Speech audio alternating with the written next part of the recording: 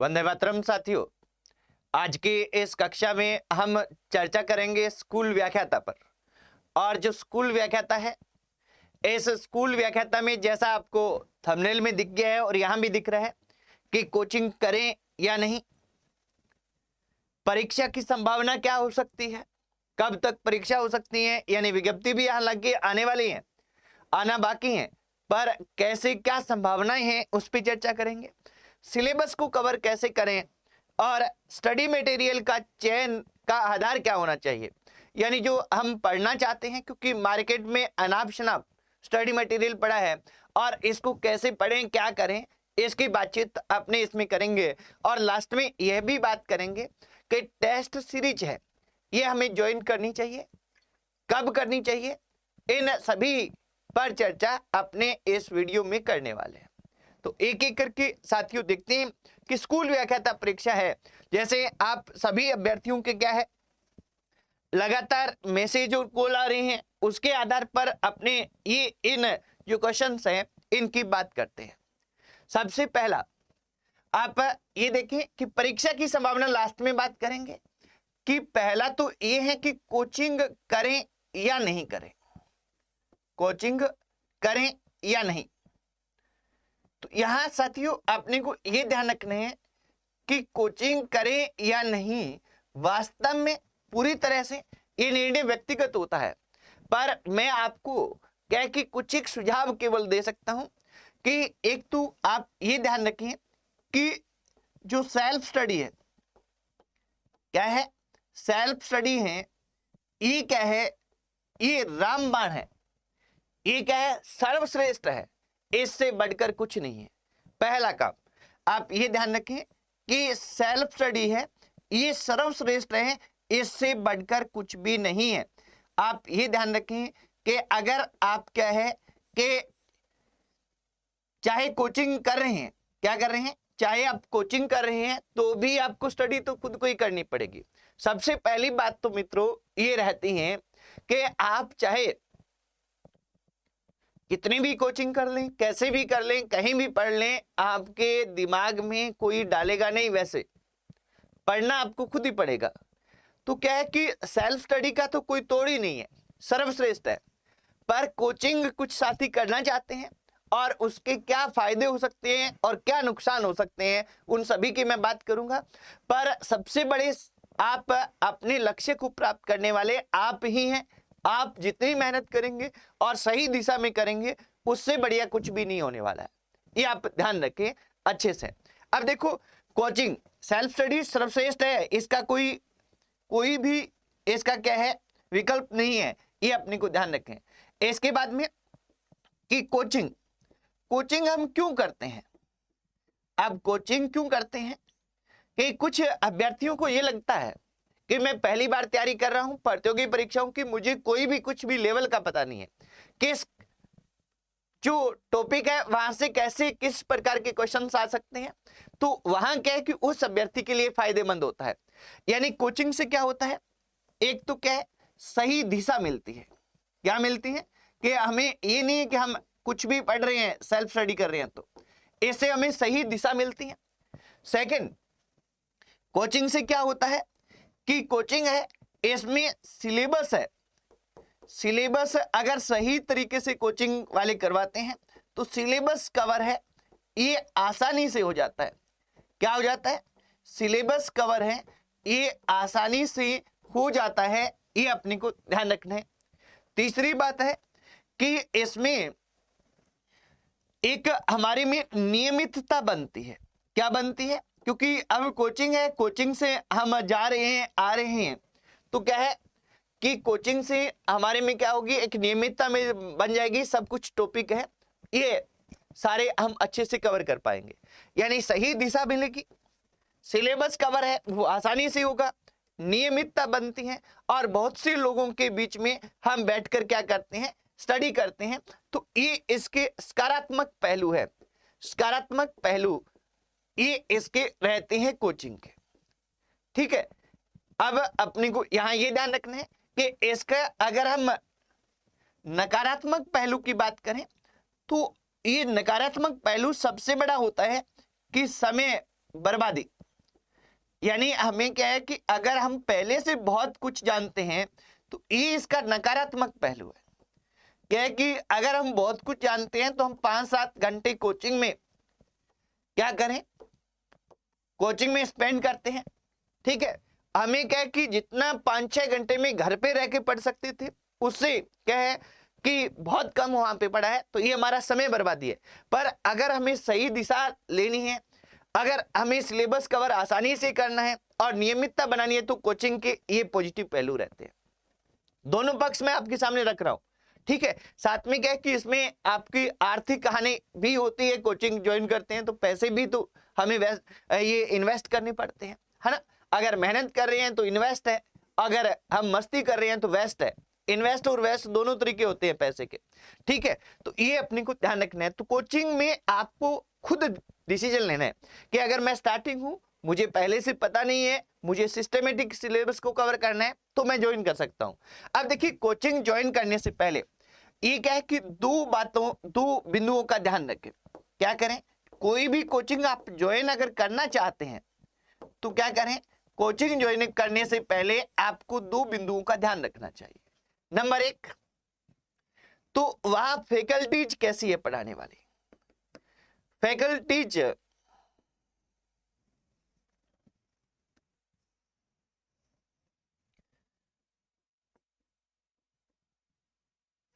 किस प्रकार के हैं, ये हमें ध्यान रखना है।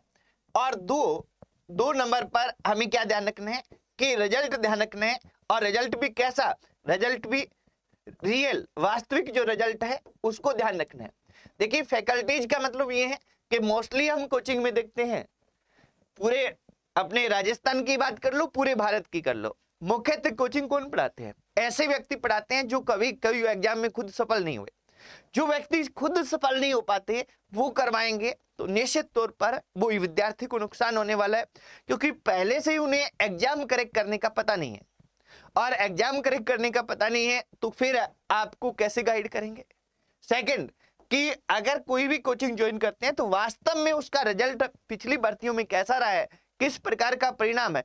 परिणाम ये बताता है कि वहां किस तरह की मेहनत होती है, किस तरह का मटेरियल ये दिया जाता है और किस तरह की गाइडेंस होती है, ये निर्धारित करते हैं। तो इन 2 बिंदुओं को पहले देखकर आप ये क्या है कि डिसाइड करें।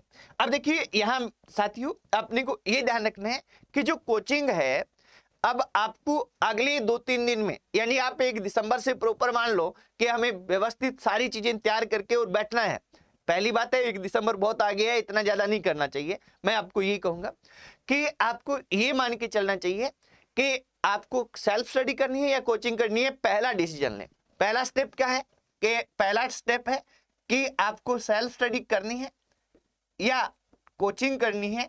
ये आप एक डिसीजन पहले ले लें कि इनमें से किसको हमें चुनना है।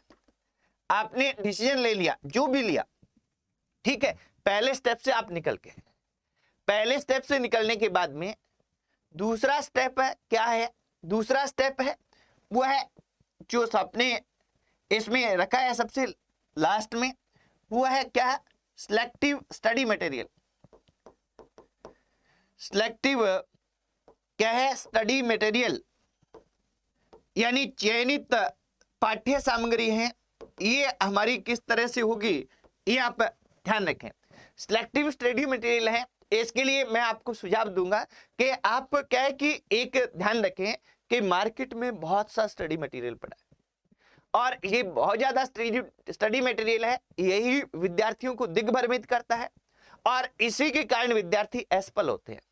विद्यार्थी क्या है, बहुत अच्छा करने के चक्कर में क्या कर जाते हैं कि बहुत ही वाइड कर जाते हैं, जो उनके काम का ही नहीं होता।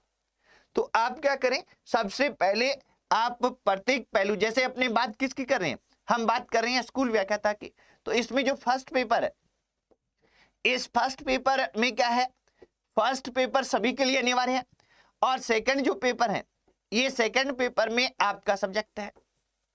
तो आप क्या करें, ये जो दोनों पेपर हैं, इन दोनों पेपर का क्या है कि बुक्स कौन सी पढ़नी है, क्या पढ़नी है, बुक्स कौन सी पढ़नी है। जैसे स्कूल व्याख्याता में तो मेरा वीडियो पूरा बना हुआ है, इस वीडियो के डिस्क्रिप्शन में आपको लिंक दिया गया है, उसमें आप देख सकते हैं कि फर्स्ट पेपर के लिए कौन सी पढ़े, इतिहास के लिए कौन सी पढ़े, मैथमेटिक्स के लिए कौन सी पढ़े। इस तरह से वीडियो बने हुए हैं इस चैनल पे कुछ एक, तो आप वो चीज देख सकते हैं। या क्या है कि आप ये करें कि बुक्स चयन के लिए दो चीजें आप कीजिए, दो में से कोई एक अपनाइए कि पहले से सफल जो व्यक्ति हैं, पहले से सफल व्यक्ति का तात्पर्य क्या है कि ऐसे अभ्यर्थी जो प्रतियोगी परीक्षाओं को बहुत अच्छी रैंक के साथ सफल हुए हैं पीछे के एग्जाम्स में, उनके पास जाए और उनसे पूछें कि मुझे ये तैयारी करनी है, मुझे कौन सा स्टडी मटेरियल का चयन करना चाहिए, वो आपको सही तरीके से बता पाएंगे। और उस दूसरा क्या है कि आप अगर YouTube पर वीडियो देखते हैं, किस पर, YouTube पर वीडियो देखते हैं, तो YouTube पर वीडियो स्टडी मटेरियल से संबंधित आपसे मेरा निवेदन है कि केवल उन लोगों को देखें। YouTube पर आपको भरमार मिलेगी कि ये पढ़ लो, वो पढ़ लो, ऐसे कर लो, वैसे कर लो। बहुत से लोग तो स्कूल में कहता कि ऐसे ऐसे उपदेश देते हुए मिलेंगे जिन्होंने आज तक बीएड नहीं की। ठीक है, तो ये अपने को थोड़ा सा ध्यान रखना है साथियों कि जो पहले से सफल लोग हैं, जो इस चीज से निकल के आए हैं, उनके वीडियो देखें जो भी आपको ठीक लगे, और उनसे कहे कि आप सामग्री है उसको सिलेक्ट करें।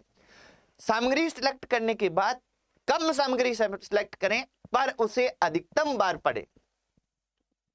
क्या करें, सामग्री सिलेक्ट करनी है वो कम करनी है, और पढ़नी क्या है, अधिकतम पढ़नी है। ये ध्यान रखना है कि बहुत ज्यादा सामग्री की बजाय हमें निश्चित कर लेना है कि फर्स्ट पेपर के अलग अलग पार्ट में कौन सी बुक्स पढ़नी है, कैसे पढ़नी है, सेकंड पेपर में अलग अलग पार्ट्स हैं जो हमारे सब्जेक्ट के, उसमें कौन कौन सी पढ़नी है, उसे निर्धारित कीजिए और फिर उसे बार बार पढ़िए। क्या करिए, बार बार पढ़िए। ये अपना सेकंड रहता है कि स्टडी मटेरियल का चयन का आधार दो ही हो, एक सफल व्यक्ति हो, दूसरा यूट्यूब में भी उन लोगों की रणनीति देखिए जो सफल हो चुके हैं। ठीक है, इनसे आप मार्गदर्शन लें। इसके बाद में नेक्स्ट अपने को है कि सिलेबस कवर कैसे करें। सिलेबस कवर कैसे करें, यानी सिलेबस को पूरा कैसे करना है। अब देखिए मित्रों, यहां मैं एक दो चीजें और भी आपके साथ जोड़ना चाहूंगा कि सिलेबस कवर कैसे करें। इसका पहला स्टेप, पहला क्या, हमने दो स्टेप किए हैं। क्या किया, नंबर एक कि हमें खुद ने डिसीजन लिया कि हमें सेल्फ स्टडी करनी है या कोचिंग करनी है, पहला काम ये। दूसरा फिर हमने क्या है, कुछ अभ्यर्थियों के माध्यम से ये सिलेक्ट किया कि हमें क्या कि ये सामग्री है, ये पढ़नी है। इसके बाद में हमारे पास क्या आ गया, हमारे पास एक मार्ग आ गया कि हमें क्या करना है, कि कोचिंग करनी है, नहीं करनी है, घर पे रहना है या घर से बाहर रूम लेके रहना है, कहीं पीजी में रहना है, हॉस्टल में रहना है, कहाँ रहना है, ये डिसीजन हमने ले लिए। और लेने के बाद हमारे पास सामग्री आ गई, और सामग्री के बाद में हमें इस सामग्री को पढ़ना कैसे है, इसको कवर कैसे करना है। तो इसमें आप क्या करें, एक शेड्यूल बनाएं। ये अगले 2-3 दिन में काम कर ले। एक शेड्यूल आप इस तरह का बनाएं कि जो फर्स्ट पेपर है, क्या है, फर्स्ट पेपर है, इस फर्स्ट पेपर को और जो सेकंड पेपर है, इस सेकंड पेपर को कवर करता हुआ लगभग 3 माह का शेड्यूल बनाना है। लगभग क्या है, 3 और 3 से ज्यादा 3.5, 3 से 3.5 माह में आपका सिलेबस कवर होने वाला शेड्यूल होना चाहिए। सिलेबस कवर होने वाला क्या होना चाहिए, शेड्यूल होना चाहिए आपके पास। ये आप ध्यान रखें, 3 से 3.5 महीने में दोनों पेपर कवर हो, इस तरह का आप शेड्यूल बनाएं। क्योंकि एक चीज स्पष्ट तौर पे सुन लें साथियों, कि मैंने आपको पीछे भी वीडियो में कहा था कि आरएस की कट ऑफ बताई थी जो निकटतम रही थी, और उसी वीडियो में मैंने कहा था कि आरएस मेंस है वो फरवरी लास्ट में या मार्च में होगा, और अब 25-26 फरवरी एग्जाम डेट कल घोषित कर दिया आरपीएससी ने। अब मैं आपको फिर कह रहा हूं इस वीडियो में, आपको बहुत ज्यादा संभावना है नवंबर में क्या स्कूल व्याख्याता की विज्ञप्ति देखने को मिल जाएगी। बाई चांस थोड़ी बहुत उकचुक कहीं हुई तो दिसंबर के फर्स्ट वीक में देखने को मिल जाएगी, और विज्ञप्ति के अंदर लिखा होगा कि इस महीने में परीक्षा होगी, पहले से लिखा होगा, ये ध्यान रख लीजिए। तो ये मान के चले कि आपका 3 से 3.5 माह का शेड्यूल होना चाहिए आपके पास, और ये 3 से 3.5 माह का शेड्यूल है। इस शेड्यूल को आपको कवर करने के लिए आप तो या तो खुद बना लें, या क्या है कि यहां मैं एक चीज की बात करूंगा कि ये अभ्यर्थियों का क्वेश्चन रहता है कि टेस्ट सीरीज ज्वाइन करें या नहीं करें।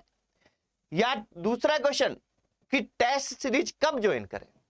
अब देखिए यहां दोनों तरह के क्वेश्चन, मैं कहूंगा कि आप टेस्ट सीरीज है चाहे कहीं भी हैं, कोचिंग कर रहे हैं, सेल्फ स्टडी कर रहे हैं, 100% ज्वाइन करें, क्योंकि टेस्ट सीरीज है ये साथियों क्या है, रामबाण है, इससे बढ़कर कुछ नहीं है।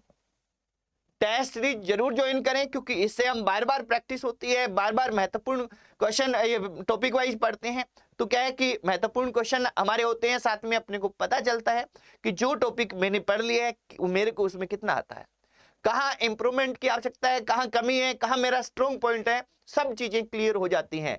तो टेस्ट सीरीज है 100% ज्वाइन करें, कहीं भी करें, ऑनलाइन करें, ऑफलाइन करें, जहां भी आपको सुटेबल लगती है वहां आप ज्वाइन करें, ठीक है। सेकंड, ज्वाइन तो करें पर कब करें, ये कब करें वाली दिक्कत रहती है विद्यार्थियों के। बहुत से अभ्यर्थी ये चाहते हैं कि हमें क्या है कि एक बार सिलेबस को पढ़ लेना चाहिए, क्योंकि सिलेबस पढ़ने के बिना तो टेस्ट सीरीज का कोई मतलब ही नहीं है, कैसे टेस्ट सीरीज ज्वाइन करें। और बहुत से साथी चाहते हैं कि हमें स्टार्टिंग से ही टेस्ट सीरीज ज्वाइन करनी चाहिए। अब ये डिसीजन मैं आप अभ्यर्थियों पे छोड़ता हूं कि आप जो चाहते हैं कि आप एक बार सिलेबस को करके करना चाहते हैं, या क्या है कि आप अभी से करना चाहते हैं। पर यहां एक डिसीजन मैं मेरा बता देता हूं कि अगर मैं आपकी जगह होता तो मैं क्या करता। तो मैं आपकी जगह होता तो मैं आज ही टेस्ट सीरीज ज्वाइन करता। आज ही टेस्ट सीरीज क्यों ज्वाइन करता, इसका कारण बताता हूं कि एक तो हम क्या कि 3 माह का शेड्यूल बना रहे हैं, 3 साढ़े 3 माह का लगभग टेस्ट सीरीज वाले जो भी जहां भी चलती है, 3 साढ़े 3 माह का शेड्यूल आपको मिल जाएगा, आने वाले 1-2 दिन में मिल जाएगा, चल रहे हैं कुछ स्टार्टिंग है वो मिल जाएगा। तो क्या कि शेड्यूल है ये आपको माथापच्ची नहीं करनी पड़ेगी। दूसरा, आपको फिक्स पता होगा कि मुझे इस वीक जो टेस्ट होने हैं उसमें ये टॉपिक आने हैं, ये पढ़ के जाने हैं और इनका टेस्ट देना है, अगले वीक में ये पढ़ के जाने हैं, इसका टेस्ट देना है, और 3 माह में मेरा सिलेबस हो जाएगा। यानी ये हमें नियमितता लाता है, और नियमितता लाने के बाद साथ में हमने जो 6 दिन पढ़ा है, इस 6 दिन को पढ़ने में 7वें दिन ही हमें पता चल जाता है कि हमारा रिजल्ट क्या है, हम जो पढ़ रहे हैं सही पढ़ रहे हैं, हमें याद रह रहा है नहीं रह रहा है, हमारे पढ़ने में क्या कमी है, ये सारी चीजें क्लियर हो जाती है। क्या हो जाती है, ये सारी की सारी चीजें क्लियर हो जाती है किसमें, इसमें। तो आप, मेरा सुझाव यही रहेगा कि टेस्ट सीरीज ज्वाइन करें, स्टार्टिंग से ज्वाइन करें, क्योंकि टॉपिक बाय टॉपिक जब टेस्ट देंगे तो निश्चित तौर पर आपकी तैयारी को धार मिलेगी। और जिस समय एक बार सिलेबस करने के बाद ज्वाइन करने वाले सोचेंगे, उस समय आप फुल सिलेबस के टेस्ट देने के लिए तैयार हो जाएंगे। तो टेस्ट सीरीज ज्वाइन करें, अवश्य ज्वाइन करें, इसको किसी भी रूप में त्यागें नहीं, ठीक है। अब देखिए आपने शेड्यूल बना लिया, टेस्ट सीरीज ज्वाइन कर ली, साथ में सिलेबस को कवर करने के साथ में पिछले वर्षों के प्रश्न पत्र जरूर पढ़ें। पिछले वर्षों के क्या पढ़ें, वर्षों के प्रश्न पत्र हैं, ये प्रश्न पत्र जरूर पढ़ें, ये आप ध्यान रखें। क्या करना है, पिछले वर्षों के प्रश्न पत्र हैं, ये हमें अवश्य पढ़ने हैं, ये ध्यान रखेंगे। इसके बाद में अपने आगे बढ़ते हैं। सबसे ज्यादा आपका फेवरेट क्वेश्चन जब कभी भी आता है तो क्या रहता है कि सबसे पहले तो जैसे अभी जो चलेगा, ये चलेगा कि विज्ञप्ति कब आएगी, विज्ञप्ति कब आएगी, ये क्वेश्चन रहेगा जब तक विज्ञप्ति नहीं आएगी, ठीक है। विज्ञप्ति आ गई, ये मैंने आपको कह दिया कि नवंबर माह के अंत में या दिसंबर माह के फर्स्ट वीक में आपको स्कूल व्याख्याता की विज्ञप्ति देखने को मिल जाएगी, ठीक है। तो ये विज्ञप्ति आपको आगे आने के बाद में अगला क्वेश्चन हमारा रहता है कि परीक्षा कब होगी। सबसे फेवरेट क्वेश्चन, परीक्षा कब होगी। और परीक्षा की जब तिथि घोषित हो जाती है, टाइम 1-2 महीने निकलते हैं, तो हमें लगता है कि प्रवेश पत्र कब आएंगे, और प्रवेश पत्र आ जाते हैं तब कहते हैं सेंटर दूर आ गया, है ना। तो ये कौन कहते हैं, ये वही कहते हैं जो तैयारी नहीं करते। आपको परीक्षा कब होगी कब नहीं होगी ये कुछ भी नहीं सोचना है, आपको अपनी तैयारी में तल्लीनता से करनी है, पूरा एकाग्र होकर पूरी तरह से समर्पित होकर तैयारी को करना है। मैं आपको ये बता देता हूं कि आप जो शेड्यूल बना रहे हैं वो शेड्यूल आपका होना चाहिए, वो परीक्षा को मान के होना चाहिए। अप्रैल में शेड्यूल जो बना रहे हैं, ये शेड्यूल कब हो, शेड्यूल दिसंबर से लेकर, यानी 1 दिसंबर, कब से 1 दिसंबर है आपका शेड्यूल, 1 दिसंबर से लेकर कितने तक होना चाहिए, 1 दिसंबर से 15 मार्च तक का शेड्यूल होना चाहिए, 31 मार्च तक बना लेंगे। और परीक्षा है ये आप मान के चले कि अप्रैल माह में और थोड़ी बहुत इधर हुई तो मई माह में परीक्षा मुझे लगता है कि आपकी व्याख्याता की हो सकती है। ये संभावना मुझे लगती है, क्या लगती है, संभावना लगती है, ये आप ध्यान रखें। तो आपको क्या है कि आपको 15 मार्च की परीक्षा मानकर पहले शेड्यूल निर्धारित करना है और उसी आधार से तैयारी करनी है। जहां तक परीक्षा का है तो परीक्षा का यही है कि ये अप्रैल अथवा मई माह में क्या हो जाएगी, अप्रैल अथवा मई माह में परीक्षा है वो हमारी हो जाएगी। ये पूरी इसकी संभावना है साथियों, इसके बारे में आप ध्यान रखें। अब देखिए समय समय पर मैं आप सभी से इस चैनल पर रूबरू होता रहूंगा परीक्षा को लेकर, और यहाँ अपने को ध्यान रखना है कि ये परीक्षा से रूबरू अपने जो स्कूल व्याख्याता है, वरिष्ठ अध्यापक है, उनकी बात चर्चा करते रहेंगे टाइम पे, जैसे जैसे अपने को आवश्यकता हुई। आज की क्लास में हम इतना ही करेंगे, फिर मिलते हैं नए वीडियो के साथ। जय हिंद, वंदे मातरम।